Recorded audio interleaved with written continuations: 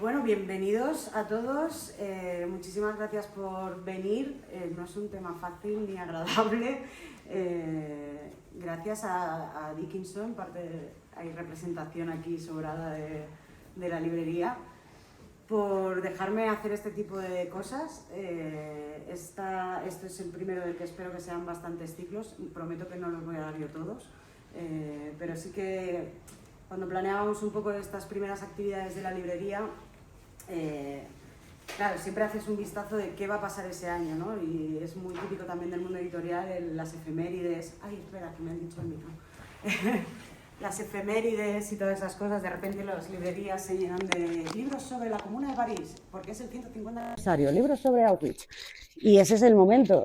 Las librerías, los medios de comunicación estos días se llenan de Auschwitz y de los campos de concentración en general, porque este lunes, ayer, el 27 de enero, se celebró el 80 aniversario de la liberación de Auschwitz.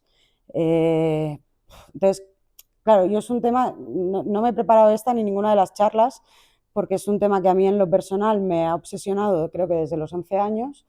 Y bueno, hubo un momento que además a nivel profesional decidí que una buena manera de trabajar poco era dedicarme a hacer libros precisamente de temas que me gustaran. Entonces, es verdad que como editora, a pesar de que tengo la fama de que solo publico muertos y que solo publico libros de nazis, en realidad tampoco hay tanto peso de eso en el catálogo de contraescritura. Pero bueno, sí que cuando los he puesto aquí me he dado cuenta que un poco igual sí, o sea, como mínimo 4 tienen relación absoluta directa, que claro, en un total de 30 libros pues es un peso bastante considerable. Entonces, a mí me encantaría deciros que cuando acabe este ciclo vamos a entender por qué existieron los campos de concentración y cómo los nazis pudieron matar aproximadamente a 11 millones de personas solo en lo que a día de hoy se conoce como el Holocausto. Es probable que no sea así. Yo he visitado más de 18 campos de concentración, algunos varias veces, con algunos como el de Dachau trabajo de manera más o menos constante con el equipo de investigación de Dachau, que está compuesto actualmente por unas 60 personas, igualito que en España, el tema de la memoria histórica. Pero no solo eso, también me ha llevado, yo he visitado varios de los grandes escenarios de la Segunda Guerra Mundial. He estado en Normandía, he estado en Hiroshima, he estado en Moscú, he estado en Stalingrado, he estado en muchos sitios y yo creo que precisamente buscando eso, respuestas a intentar saber cómo algo así fue posible. Siempre se nos llena la boca con en el corazón de Europa, ¿no? Ese gran continente, en principio, de los grandes valores, de la democracia. Pero bueno, no es tan así. Creo que para hablar de Auschwitz hay que hablar primero de cómo estaba la situación en Alemania en ese momento. Cuando hablamos de cómo se destruye una democracia en un tiempo récord, hay que entender un poco de dónde se parte para entender realmente cómo se llega luego a determinadas situaciones. Eso es probable que, como no me lo he preparado, no esperéis un discurso muy conexo ni nada. Cualquier cosa que me queráis interrumpir o preguntar o rechistar, hablar de pelis que estén relacionadas con el tema también, o sea, me encantan. No me voy a pegar con quien diga que La lista de Schindler es una buena peli, pero aparte de eso, todo bien. Bueno, uno de los grandes mitos del tema parte de cómo es posible que esto pasara en Alemania, cómo es posible que esto sucediera en uno de los países con mayor cultura y mayor índice al final de estudiantes universitarios, de licenciados, no solo de licenciados, sino de doctorados. Y es más, el dato que algunas veces se usan los historiadores para decidir que realmente Alemania era un país sumamente culto es el de los premios Nobel. Es verdad que hasta ese momento Alemania era el país que ostensiblemente, comparado con los demás, tenía más premios Nobel en su haber. El detalle del que se suelen no fijar demasiado es que la mayoría de esos premios Nobel eran judíos. Es verdad que la mayoría de esos también eran judíos asimilados, El judaísmo entendemos siempre que como cualquier otra religión, como cualquier otro grupo, como cualquier otra cultura, no se puede generalizar, no se puede exportar lo que pasa en un país, en una zona de un país, ni siquiera, con lo cual no se pueden sacar grandes conclusiones sobre si es que los judíos eran más o menos listos o eran más o menos ávaros, porque al final hacer ese tipo de cosas nos lleva a precisamente lo que permitió el Holocausto, es la simplificación y al final la inhumanización del otro, ¿vale? Entonces sí que es verdad que esos detalles existían, es verdad, Alemania era un país con unos índices de cultura muy elevados, pero también es verdad que tenía muy poca tradición democrática. Realmente Alemania nunca había tenido una democracia como la que incluso hoy podemos tener nosotros aquí. De hecho, hasta que acaba la Primera Guerra Mundial, ellos son un imperio con su Kaiser. Es una sociedad que está muy acostumbrada al mando.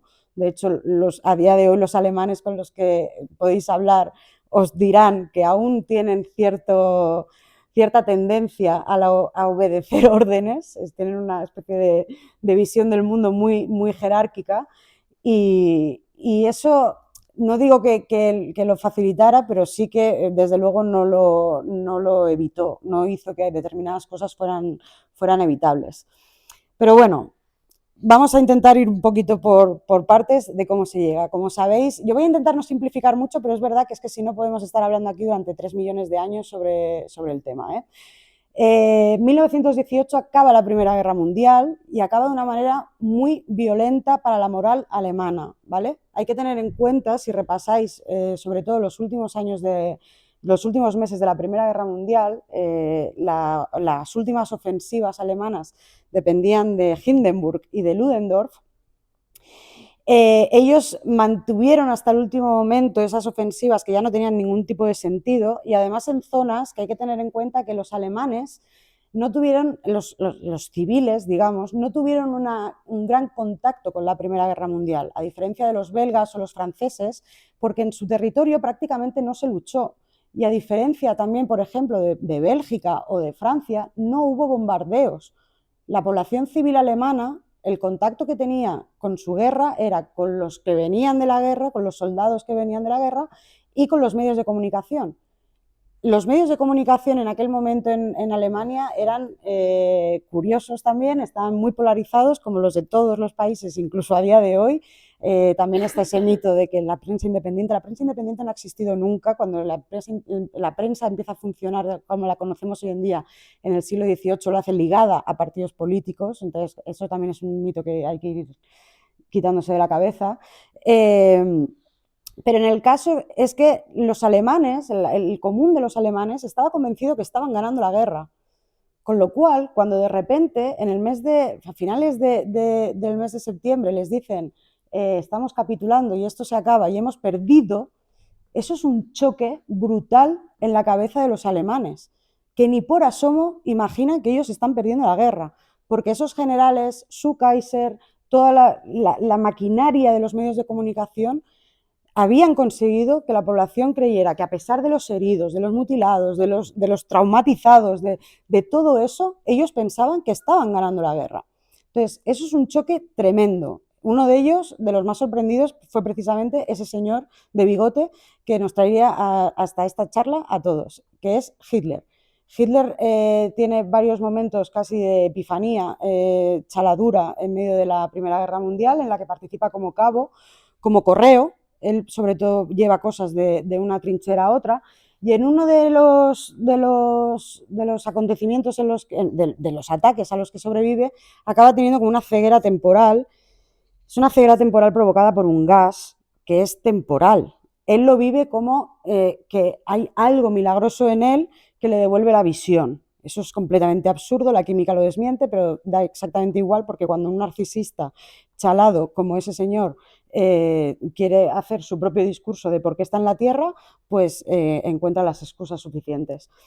Pero el trauma existe. El trauma, además, se ve agravado por el Tratado de Versalles. El Tratado de Versalles que firman las naciones vencedoras en unas condiciones, primero, de ahogo económico absoluto a Alemania, que pasará a depender absolutamente de los, y esto es muy importante, de los créditos de la banca americana.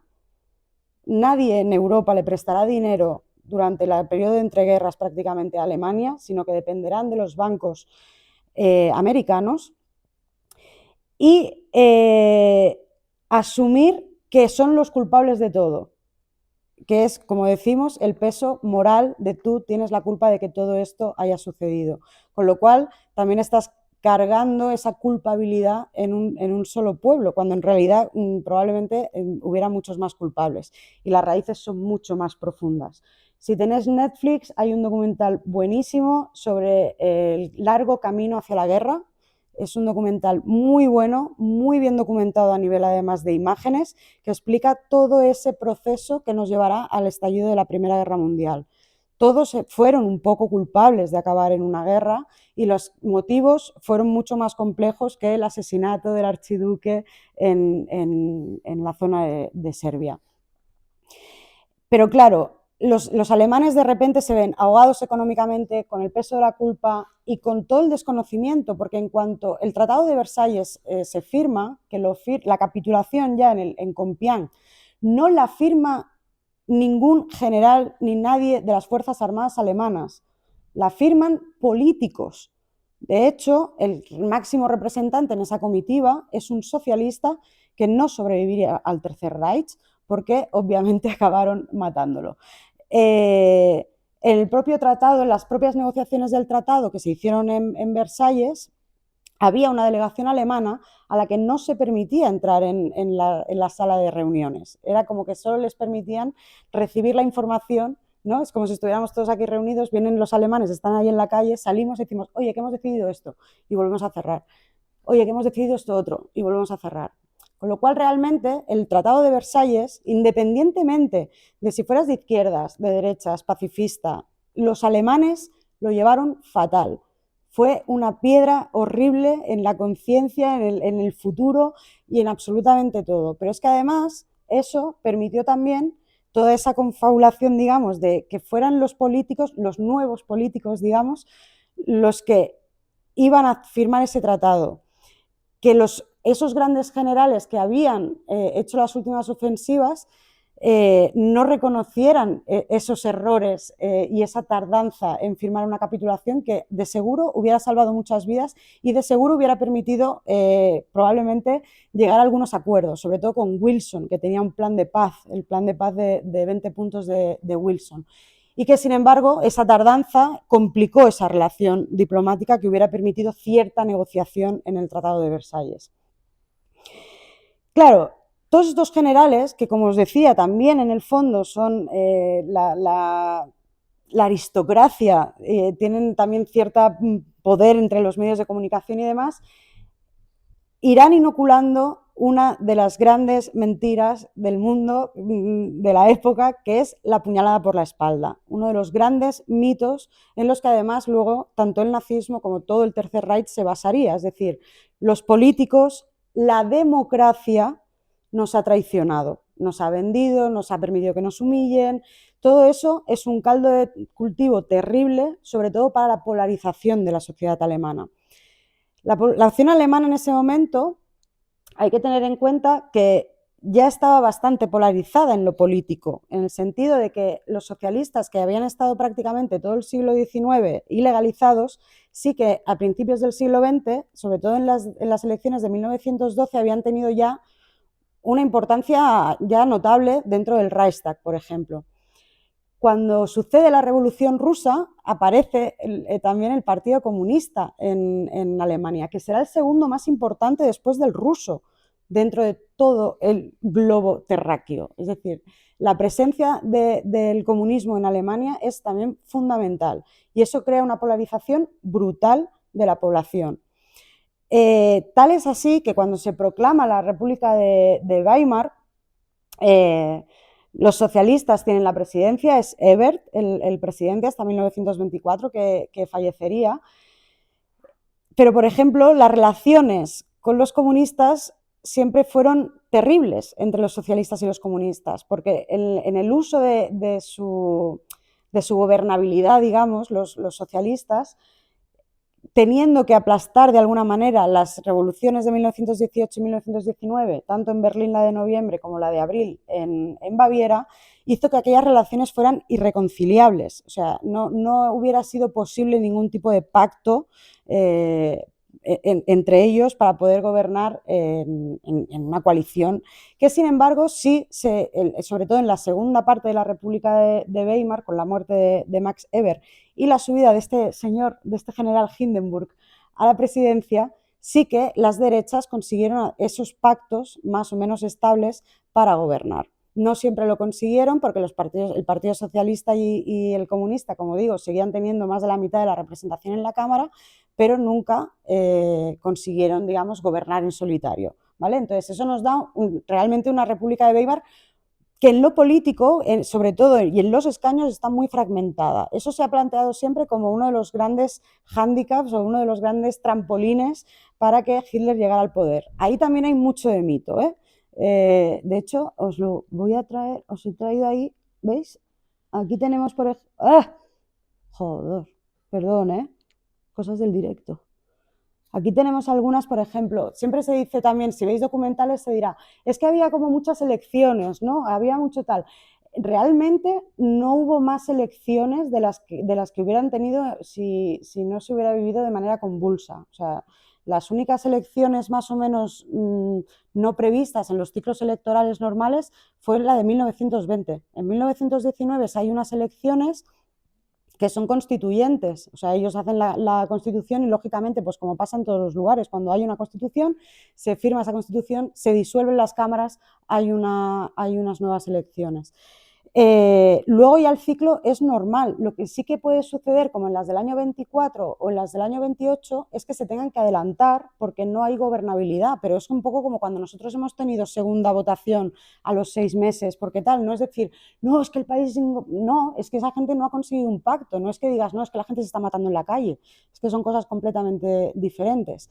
Ahora bien, ¿existía violencia en la calle? Sí, mucha, muchísima.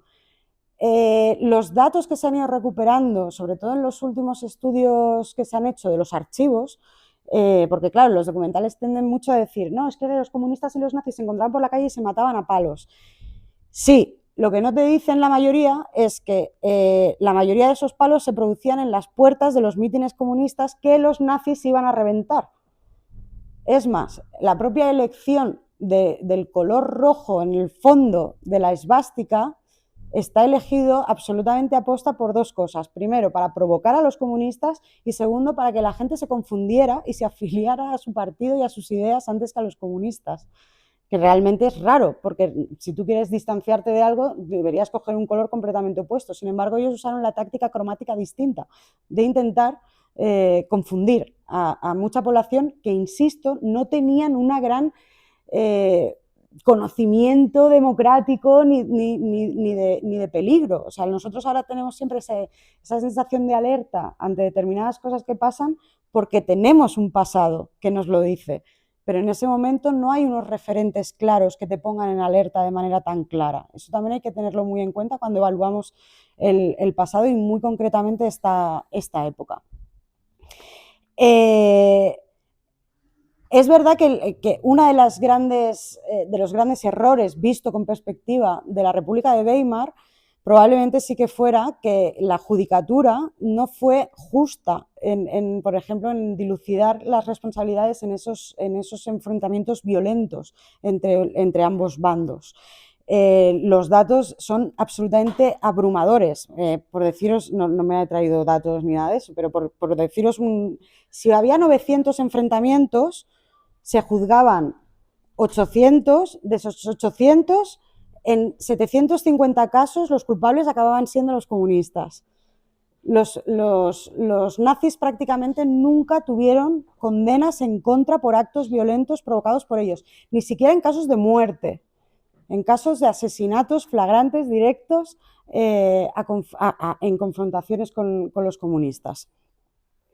De hecho, ya visto como dato, una de las primeras personas que acabará en uno de los campos de concentración de los nazis fue Hans Litten. Hans Litten fue un fiscal que en el año 31, es decir, faltaban 2 años aún para que Hitler fuera canciller, en un juicio en el que se intentaba dilucidar si unos SA, que habían acabado con la vida en un bar de un comunista, habían sido o no alentados por el partido a llevar a cabo ese asesinato. Entre las personas citadas en aquel juicio está Adolf Hitler. Hans Litten hace un interrogatorio brutal a Hitler en aquel juicio, y Hans Litten fue una de las primeras personas en ir al campo de concentración de Dachau en 1933. O sea, algo que sí que se caracterizaría mucho de los nazis es que si le haces algo se van a acordar de tu nombre, de dónde vives y de quiénes son tus amigos. Ese revanchismo es algo que caracterizará muchísimo todo lo que va a pasar en el Tercer Reich. Bien, el tema de las elecciones, que es otro de los grandes temas totémicos del asunto. ¿Hitler llegó democráticamente al poder? Es un tema que también nos da para una enciclopedia solo contestarlo. Técnicamente sí, Ahora bien, hay muchos asteriscos, ¿vale? Aquí os veis un poco los rojos, si lo veis desde muy lejos, los rojos son los socialistas, los rosas son los comunistas. Este es el partido nazi. Las elecciones van de abajo a arriba, 19, 20, estas son las 2 del 24, 2 del 28 y la del 30, ¿vale? La del 32. Entre tanto, también hubo, como os decía, las de mitad del año 24, que entra Hindenburg en la presidencia. Estas son solo las federales, es decir, las que nos dan los resultados para el Reichstag. Básicamente el arco parlamentario es así, esto es derecha conservador y esto es izquierda, ¿vale? Como veis, realmente la derecha está mucho más hiperfragmentada que la izquierda. La izquierda tiene 2 bloques y tiene 2 bloques desde 1920, antes ni siquiera era eso, porque el Partido Comunista de Alemania tiene sus raíces en el Partido Socialista Unificado de Alemania, que era una escisión de la Primera Guerra Mundial, que se negaron a aprobar los créditos de guerra, ¿vale? Pero como veis, realmente aquí está un poco la clave de la que se dice llegaron o no al poder legalmente. En 1932, en las elecciones de noviembre, los resultados electorales, como veis, son malos en realidad para los nazis, porque con respecto a la vuelta anterior que se había producido hace unos meses, perdieron votos y por tanto escaños. El problema es que los otros partidos de derechas estaban tan sumamente quemados en sus intentos de gobernabilidad del país que estuvieron básicamente peleándose entre ellos. Estaba von Papen, que había sido canciller, Schneider por otro lado. Esas luchas intestinas, entre otras cosas, sacaban ya de quicio a Hindenburg, que al final era el que, como en el caso de España, al final el rey es el que hace un poco, ¿no? el que le da la orden o el permiso para formar un gobierno a determinada persona, estaba bastante harto. Sin embargo, es verdad que Hindenburg, en un primer momento, en los primeros meses, se negaba en redondo en otorgar ningún tipo de representación gubernamental a Hitler, porque dentro de ese desprecio aristocrático prusiano, claro, Hindenburg había sido el gran general de la Primera Guerra Mundial para los alemanes y Hitler había sido un cabo. Entonces, para Hindenburg, con todo su clasismo, era casi impensable darle las llaves de la presidencia a un cabo del ejército, un señor que se dedicaba a ir entre trincheras llevando mensajes. O sea, no había nada más humillante que eso.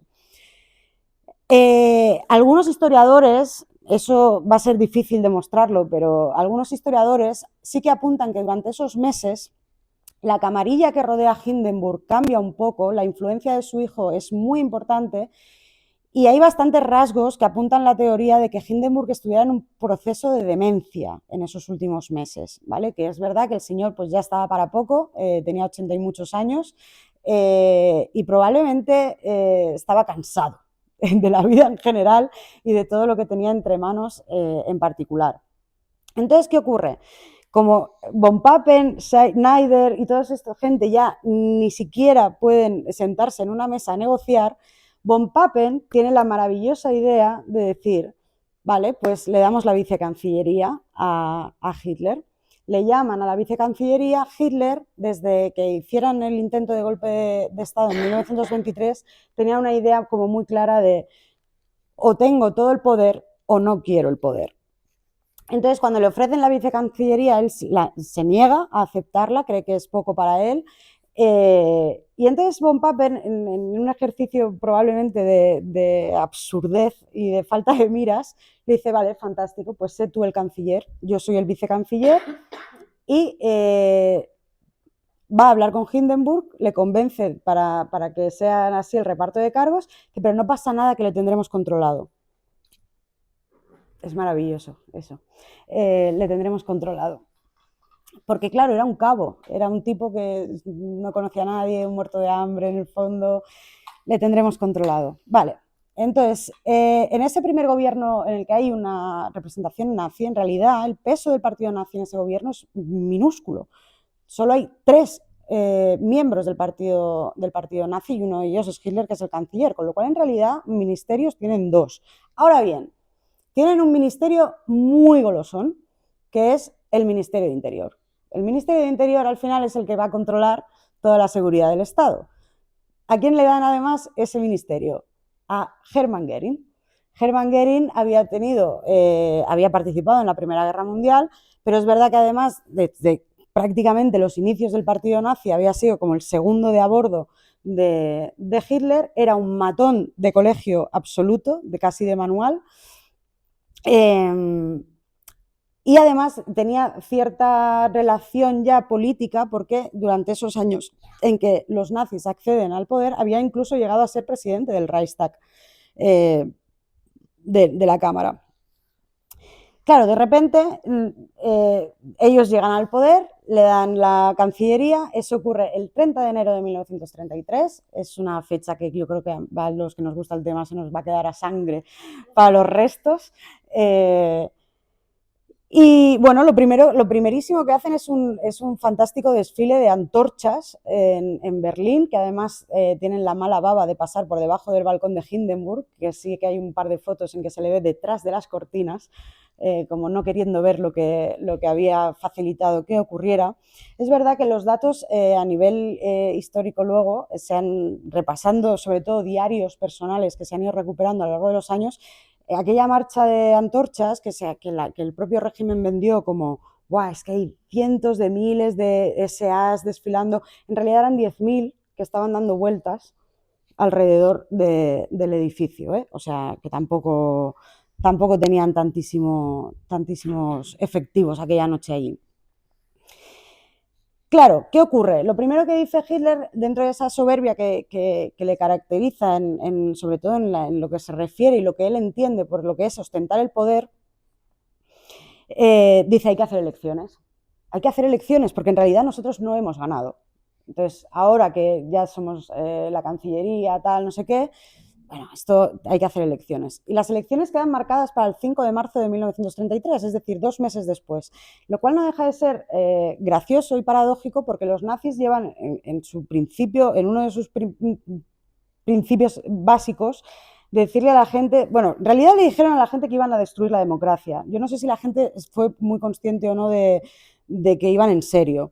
También es verdad que es lo que decimos, esa gente estaba en democracia desde hacía 12 años, con lo cual no era una pérdida demasiado grande para la mayor parte de alemanes. No tenían esa sensación de que estuvieran perdiendo nada, porque la mayoría de ellos habían conocido la época imperial y les había parecido mucho más estable, mucho más bonita y mucho más coqueta que esa democracia que en el fondo iba dando unos bandazos que no les iba nada bien.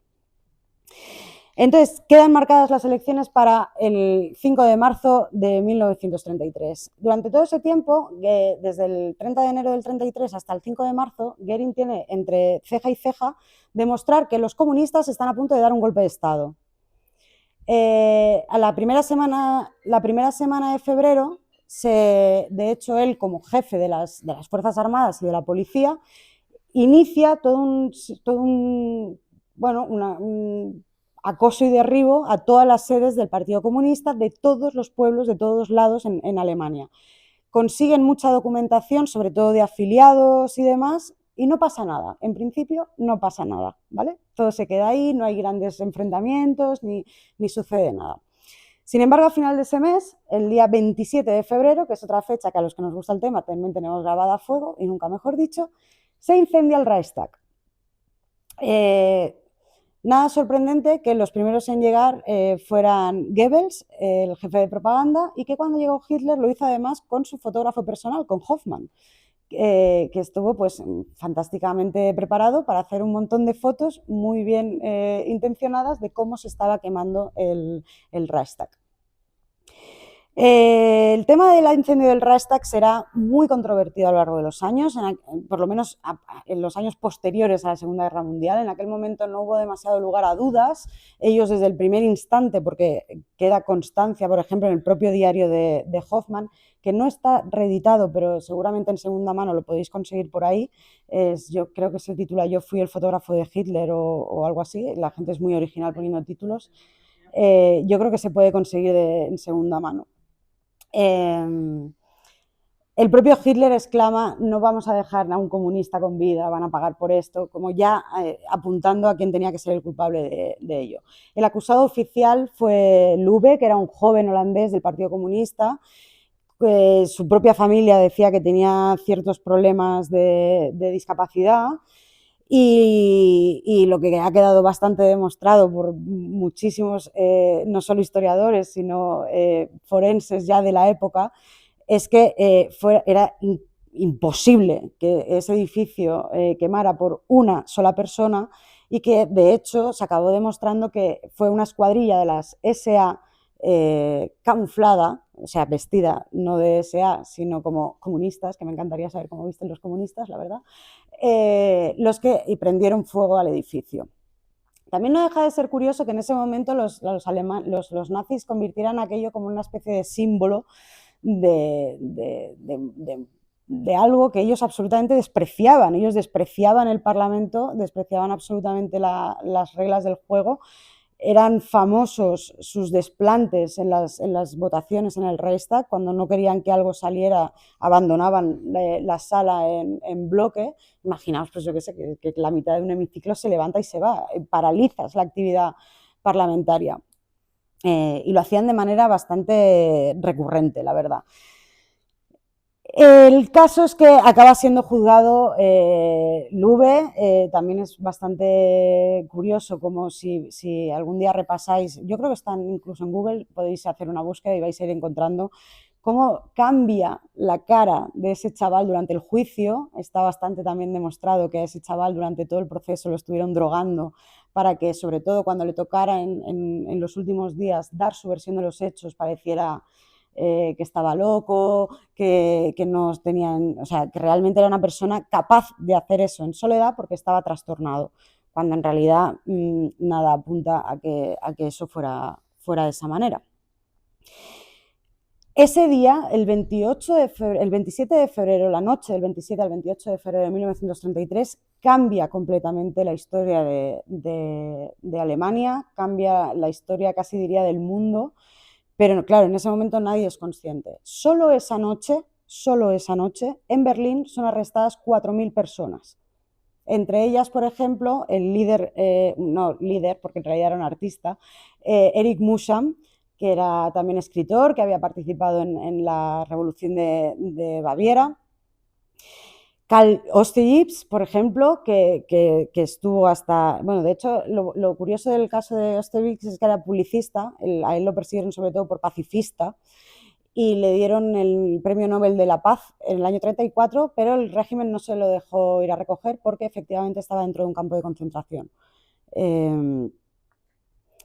Y también, como os decía, Litten, el fiscal este que le había puesto un poco en brete 2 años antes a Hitler en sede judicial, fue también de los primeros arrestados. Claro, nadie podía imaginar eso. Cuando a veces nos preguntamos cómo puede ser que no hubieras, es que no era posible. O sea, es esa misma noche, cuando probablemente ninguno de ellos supiera siquiera que estaba el Reichstag quemándose, vienen a tu casa, te detienen y se te llevan. Claro, esas detenciones que son completamente ilegales, completa y absolutamente ilegales. No hay nada en la Constitución de Weimar ni en la legislación de Prusia, nada que permita ese tipo de detenciones en esas condiciones. Pero Hitler sabe que lleva 2 meses como canciller, que Hindenburg tiene mucho peso y que aún no tiene potestad para hacer lo que le dé la gana. Entonces coge a este señor, que como digo estaba ya para pocas fiestas, que supongo que también estaría bastante impactado porque la sede parlamentaria había sido incendiada, y consigue que firmen la ley, que se llama el decreto del Reichstag, ¿vale? El decreto del Reichstag es una ley, un decreto bastante infame que básicamente acaba con las libertades civiles, acaba con la libertad de prensa, acaba absolutamente con casi todo lo que hace que una democracia sea una democracia, y lo que permite, además, que cambia completamente las reglas del juego, es la detención extrajudicial, ¿vale? Ellos lo llamarán custodia protectora del Estado. Eso significa que a ti te pueden detener y llevarte a donde sea sin decirte de qué te han acusado, sin hablar con un abogado, sin tener ni siquiera derecho a juicio, sin saber cuándo va a acabar tu condena, porque en realidad no has sido condenado a nada, ¿vale? Eso cambia absolutamente todo, todo, absolutamente. Ahí aparecen los primeros centros de detención. Los primeros centros de detención no van a ser campos. Los primeros centros de detención son lugares que permiten de alguna manera alojar a todos esos miles de personas, porque a esos 4.000 de la primera noche irán siguiendo miles y miles y miles de detenciones. Solo en 1933, 200.000 alemanes son detenidos en custodia por el Estado, ¿vale? Eso es Móstoles, ¿vale? Todo Móstoles mañana desaparece del mapa toda su población, ¿vale? Los primeros centros de detención son muy precarios, son, aparte de las cárceles que ya existían, sí que en las cárceles se habilitan unos pabellones, es decir, los presos comunes de alguna manera los hacinan y dejan espacios solo para ese tipo de presos. Se usan también asilos para personas sin techo, que se habían estado usando sobre todo desde la hiperinflación, la crisis provocada por el crack del 29, todas esas instalaciones. Pero luego también colegios, muchas escuelas militares, llegará a haber incluso cervecerías, los bajos de las cervecerías, muchos en Baviera se acabaron usando para detener a gente, a adversarios políticos, y hasta en barcos. O sea, no hay un plan. Lo que nos demuestra eso, y que sabemos a ciencia cierta, es que no hay un plan. Ellos el único plan que tienen es destruir a su adversario. Para ellos su primer adversario son los comunistas y barren al Partido Comunista del mapa. El Partido Comunista, el día de las elecciones, el 5 de marzo, prácticamente no tiene a nadie que pueda presentar a las elecciones. Claro, y eso es lo que hace que en las de 1933, en las del 5 de marzo, sí que el partido nazi adquiere una mayoría brutal. Pero si nos fijamos en el número de votos, no ganan más votos de los que tenían en noviembre del 32. Lo que han hecho es conseguir más escaños con los mismos votos, eliminando a todos esos que antes sí contaban para los escaños, ¿vale? Entonces, realmente al final es una toma de poder muy autoengañosa, porque ellos creen que están ganando cuando en realidad no están ganando. ¿Pero qué consiguen? Sobre todo, el terror. Consiguen el terror más absoluto, consiguen sobre todo que la inmensa población que no tenía una gran significación política, que no estaba afiliado a nada, que tal, mirara para otro lado. Mirara para otro lado. Yo no soy comunista, no tiene nada que ver conmigo toda esta violencia, no van a venir a por mí porque yo no he hecho nada. Pasa incluso con otros partidos políticos. El Partido Socialista, por ejemplo, que era mayoritario, que era el que tenía esa tradición corta, pero cierta tradición de gobernanza, se queja, pero tampoco muy intensamente, de que a los anarquistas y a los comunistas les están arrestando. Todo cambia cuando en el mes de abril se presenta ya en el Reichstag la ley estrella de los nazis, que es la ley habilitante. La ley habilitante es de alguna manera la que se considera a nivel historiográfico que inicia el Tercer Reich, que inicia la dictadura, porque efectivamente da casi poder absoluto a Hitler sobre la gobernanza del país. El Reichstag queda absolutamente anulado de funciones. Es un poco mítico, aunque también bastante, ese sí que es bastante difícil de conseguir. Si lo consigo y volvéis a la próxima, intento traerlo. El último, cuando se discute esa ley, la ley habilitante en el Reichstag, claro, no quedan comunistas, pero sí que el líder de los socialistas hace un discurso conmovedor y brutal en defensa de la democracia. En ese momento Storgler es un señor que, bueno, pues que también creo que tuvo que tener mucho valor para presentarse en el Reichstag en ese momento y hacer esa defensa y esa crítica absoluta a la ley que sí o sí se iba a aprobar. Y bueno, queda instaurada, digamos, esta maravillosa dictadura que cambiará todo, que es el Tercer Reich. Estamos en marzo, abril.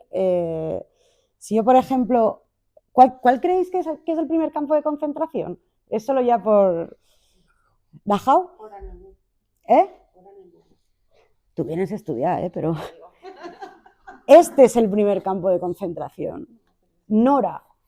Eso era una escuela, se usaron todas las instalaciones de una escuela de aviación en la zona de Turingia. Es el primer establecimiento que sí se piensa, se organiza y tal como campo de concentración. De alguna manera se inaugura en esas funciones el 3 de marzo, o sea, aún antes de la ley habilitante, pero como teníamos ese decreto del Reichstag que nos permitía hacer un poco todo lo que quisiéramos, pues ese nos valía. El primero, como decía María Ángeles, más importante es este de aquí, Oranienburg, que es el que está más cercano a Berlín, luego se llamaría Sachsenhausen. Si hoy vais a Berlín podéis ir en el tranvía, o sea que es bastante cómodo acercaros. Pero sí que Dachau es el primero en el sentido de que es el que inaugura el sistema. Ahí ya hay un plan. Cuando en el mes de febrero-marzo tenemos a todos esos gerifaltes nazis arrestando a cantidades ingentes de población, se dan cuenta de que necesitan sitios donde meterlos. Y ahí entra la figura de Himmler, sobre todo. Himmler, que en ese momento, por una cuestión prácticamente de ambición personal, porque Himmler era el jefe de las SS, que en el año 33 no tenían ningún tipo de peso dentro de la organización, sí quiere que su organización se convierta un poco en el baluarte de toda la nueva, del partido y por supuesto de toda la nueva sociedad que ellos van a crear, ¿no? Entonces, claro, hay que entender también que Hitler nunca da órdenes. Eso sé que es curioso, porque en una dictadura que nos imaginamos a un señor dando órdenes a todo el mundo de lo que tienen que hacer, pero Hitler no era así. Además, Hitler era un señor bastante vago, se levantaba a las 12 del mediodía, no leía informes, era un señor que realmente no le gustaba nada gobernar, a él le gustaba mandar, que no es lo mismo. Entonces, una de sus grandes técnicas para la gobernabilidad, sobre todo en esta primera etapa, justo antes de todo el periodo previo a la Segunda Guerra Mundial, es conseguir que toda esa gente que quiere conseguir su favor se peleen entre ellos para conseguir lo mejor de cada uno.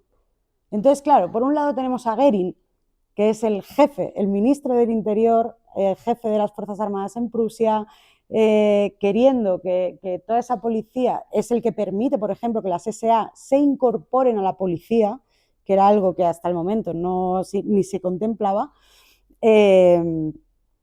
queriendo dirigir un poco toda esa nueva necesidad de gestión de todos esos nuevos presos. Y por otro lado, en Baviera, en el sur, tenemos a Himmler con sus SS, queriendo también ser la niña bonita del jefe que dé con el sistema infalible. Y al final es verdad que Himmler se lleva la medallita, porque él trabaja, por ejemplo, con un tipo que no ha pasado mucho a la historia, y yo creo que debería, que es el gran pensador de los campos, que es Eicke. Eicke es un subordinado de Himmler que le plantea no solo el plan de hacer estos campos, sino también incluso de la viabilidad económica de esos campos, claro. No hay que dar puntadas sin hilo. Si vas a meter a 200.000 alemanes en la cárcel, por poco que les des de comer, pero van a gastar en algo en comida. Estamos hablando de una Alemania en una crisis económica bastante importante. Entonces, el plan realmente es, bueno, pues les ponemos a trabajar.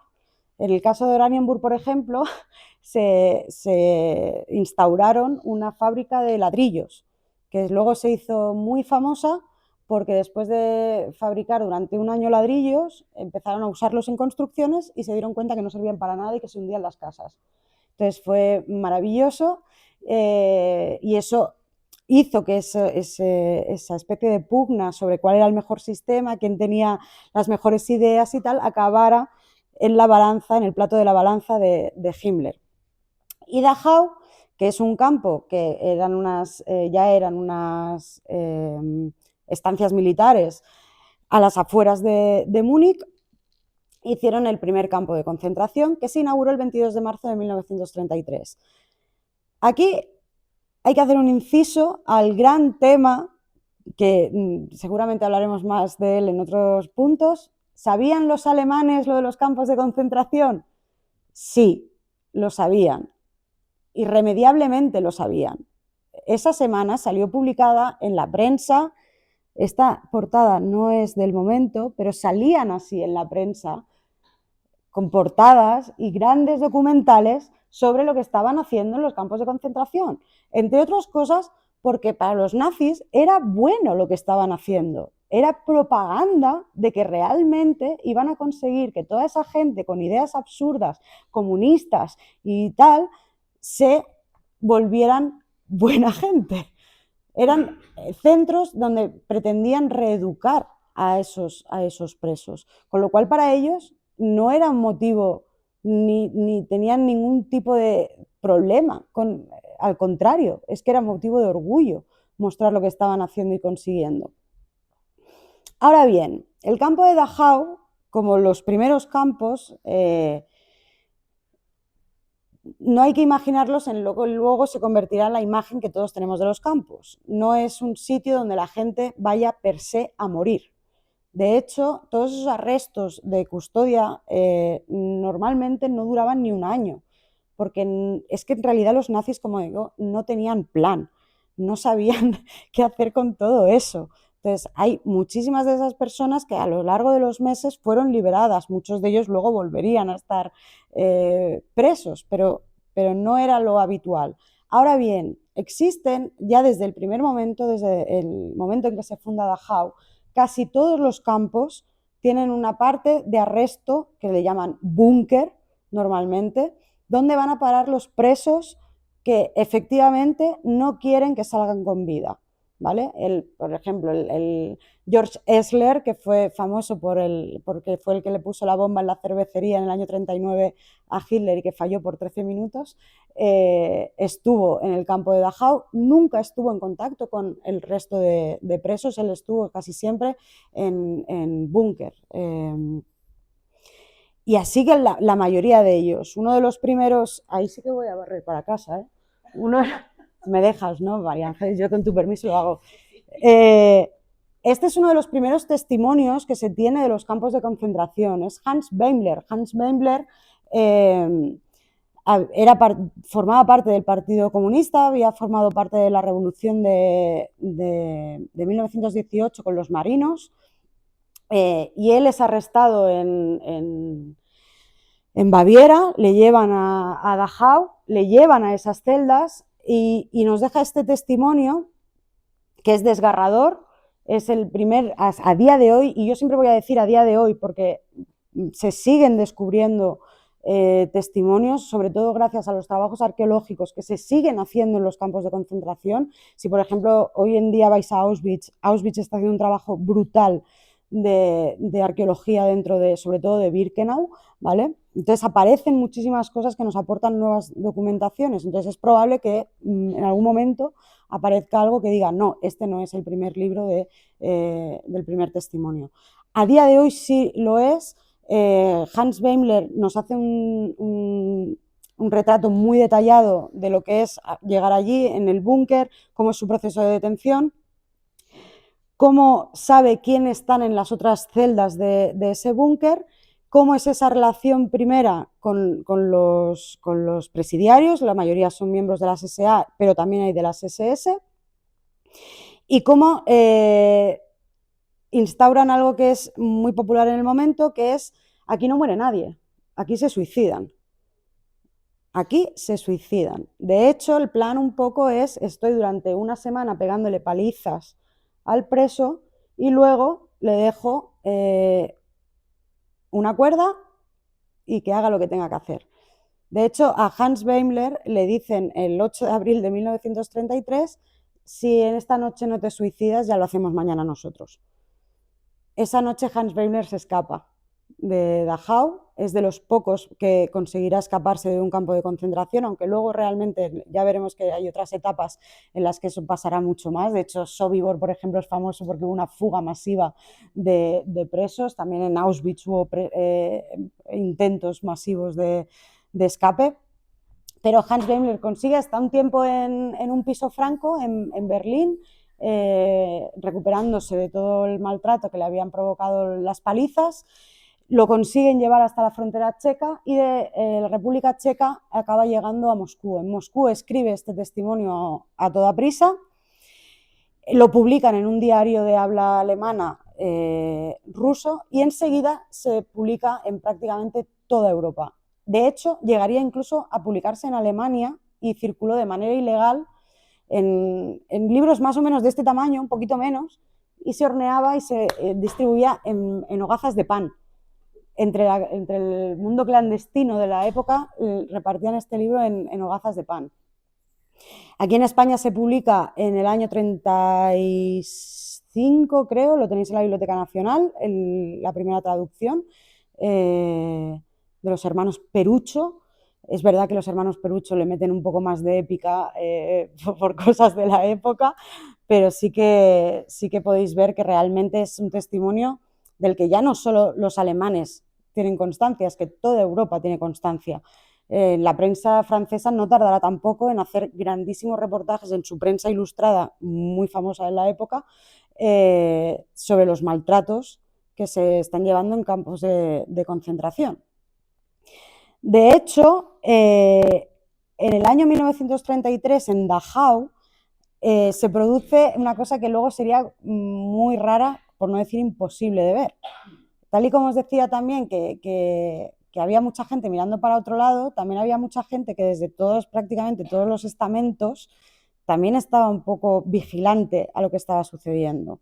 En el año 33, en Dachau, fallecen 8 judíos. En ese momento la persecución no estaban ahí por judíos, en realidad, probablemente estarían por comunistas o por algún tipo de tal. No había persecución en los primeros años a los judíos de manera sistémica.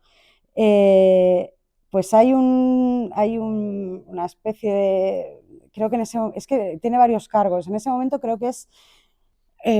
no sé si es fiscal también, igual me equivoco, lo tengo aquí apuntado. Se llama Joseph Hartinger, ¿vale? Es que me acuerdo mucho más del médico forense. Joseph Hartinger abre una investigación judicial sobre esas muertes en Dachau, sobre judíos que están muriendo en Dachau. Entonces va allí y investiga, se lleva al médico forense, Flamm, acaban poniendo encima de la mesa toda una serie de pruebas diciendo, pero ¿cómo se va a suicidar este señor si tiene el tiro por la espalda?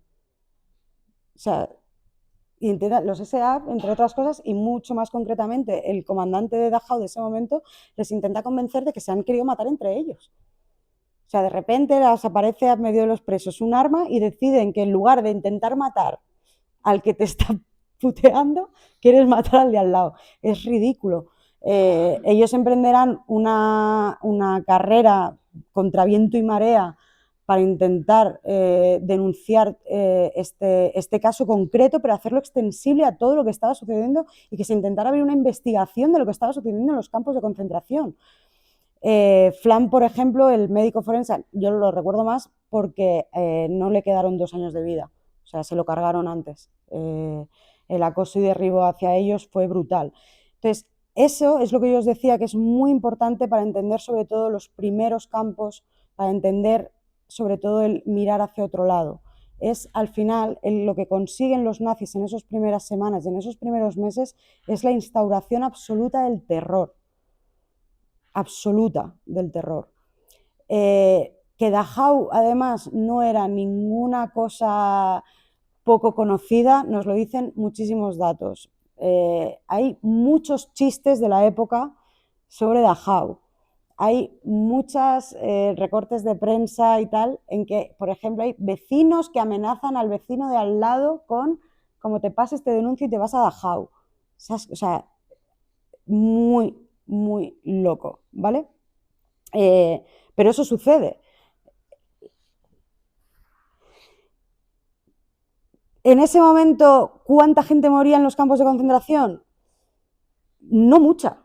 En realidad, no moría mucha gente, sobre todo en proporción a la población presa de ese momento. Porque en ese momento tampoco se lo habían planteado excesivamente, es decir, ellos vivían absolutamente convencidos de que si, por ejemplo, cogían a las juventudes comunistas, pues que esos pobres chavales de 17 años con 4 palizas y 6 meses de pasarlo muy mal, volverían a sus casas con pocas ganas de hacer la revolución, con lo cual un problema menos. Y que los más mayores probablemente se acabarían yendo, viendo que el propio Estado, tanto en lo legal como en lo judicial, como en lo policial, no les iba a permitir existir. Si con todo eso además añadimos que en el mes de abril, con la ley habilitante, se prohíben los partidos políticos, ahí ya la caza es un sinfín. Ahí es donde ya caen los sindicalistas, cae todo el Partido Socialista, caen prácticamente también muchos representantes de los partidos de derechas, porque básicamente los nazis es cuando deciden que ellos están solos en esta partida, ¿vale? Entonces ya no queda mucha gente para alzar la voz contra lo que está sucediendo. Y por otro lado, los campos se profesionalizan. El campo de Dachau marcará y será para siempre, en lo que dure el Tercer Reich, en lo que se llama el campo modelo, ¿vale? Es el campo modelo tanto en la estructura, es decir, siempre, casi siempre, es una historia de grandes normas con grandes excepciones. Casi todos los campos tendrán un edificio central que se llamará la Kommandantur, ¿vale? Que es donde estarán las oficinas administrativas, tendrán una zona de desinfección para los presos, tendrán barracones, que es un poco lo que se ha convertido ya en la imagen icónica de los campos. Esos barracones, la mayoría estaban inspirados precisamente en material que usaban los franceses en la Primera Guerra Mundial, que por ejemplo los veréis en el campo de Gurs también, pero los del campo de Gurs son previos, es que son de la Primera Guerra Mundial, para acuartelamiento de tropas, y son un poco casas prefabricadas, ¿vale? Entonces, eso permitía que con muy poca infraestructura, tú llevando, por ejemplo, a 100 presos, si los ponías a montar muebles de Ikea, a barracones que son te montan un campo de concentración enorme en muy poco tiempo. Y esa es la primera gran tarea que van a tener los presos en los campos de concentración, que es construir los propios campos, ¿vale? El sistema de campos va a acabar siendo inmenso, absolutamente inmenso. Los campos que nosotros nos vienen a la cabeza son como los más típicos, Dachau, Auschwitz, Mauthausen, ¿no? Al final, entre todos esos campos son los campos, digamos, madre, son los campos centrales. Solo Auschwitz serán 3 campos principales, Auschwitz I, Auschwitz-Birkenau y Auschwitz-Monowitz, pero a eso le seguirán muchísimos subcampos e incluso campamentos. Cuando pensamos en el Holocausto tendemos a pensar mucho en esa cámara de gas de Auschwitz, pero eso tampoco se corresponde excesivamente ni con el número de muertos. La mayor parte de la gente, y sobre todo de judíos, no murieron en cámaras de gas, la mayoría murieron en lo que se llama el holocausto por bala, que se produce sobre todo en el frente del este, cuando empieza la ofensiva de la Segunda Guerra Mundial. Y es lo que os digo, o sea, de esos campos habrá infinidad de campamentos. Cuando, por ejemplo, incluso en el caso de los españoles, que hablaremos solo un día de eso, en el campo de Mauthausen, la mayor parte de españoles no murieron en Mauthausen, murieron en Gusen, que es un campo que hay justo al lado, más cercano a la cantera, donde habían trabajado, que es donde sí estaban las instalaciones más próximas al campo de exterminio que no al campo de concentración, a pesar de que Mauthausen también tenía cámaras de gas. Al final estamos hablando de un territorio, para que os hagáis una idea, esto eran más o menos los campos de concentración que había en 1935, es decir, los nazis ya llevan 2 años en el poder. En el año 35 es muy importante y también cambiará mucho la situación porque es cuando se aprueban las leyes de Nuremberg, que ahí sí empezará de alguna manera la persecución, por lo menos a nivel administrativo, de los judíos, ¿vale? Esto es en el año 39. Esto es Europa en el año 44. Tenemos más de 44.000 campos y subcampos y campamentos en territorio europeo pensados para el hacinamiento, la reclusión y en muchos de esos casos el asesinato de personas. En ese momento ya serán causas muy diferentes, absolutamente, raciales, de persecución de minorías, de los que llaman antisociales, homosexuales, gitanos. En una primera instancia, la población, digamos, de los campos de concentración no era esa. Ni siquiera podemos decir que hubiera, por ejemplo, muchas mujeres. No había mucha persecución hacia las mujeres. Y si la había, se las llevaban a cárceles, normalmente. No tenían campos especiales. Simplemente hay uno aquí, a ver si sale. Bueno, es uno muy pequeñito que se llama Linstein, que luego no llegará a 1935, ese campo, se acabará cerrando y se abrirá el gran campo de concentración femenino que será Ravensbrück, ¿vale? Que ahí, por ejemplo, nosotros tenemos cierta relación con él porque es donde irán a parar las 400 mujeres españolas detenidas por ser resistentes de la resistencia francesa.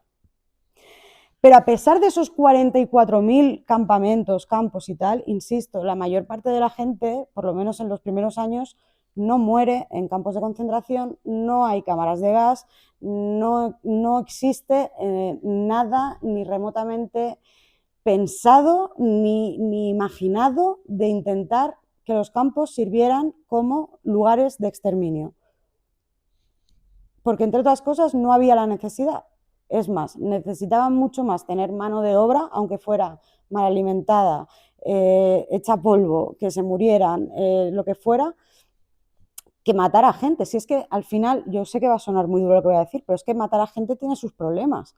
O sea, de hecho, cuando se instauran el tema de las cámaras de gas, es porque las balas, ese holocausto de balas, que es el sistema prioritario de las SS y de la Wehrmacht, y digo, y de la Wehrmacht, porque también habrá toda una revisión de que cuando acaba la Segunda Guerra Mundial el ejército alemán intenta ponerse de lado y decir esto eran cosas de nazis, eran los SS, nosotros no hicimos nada, y eso es absolutamente falso.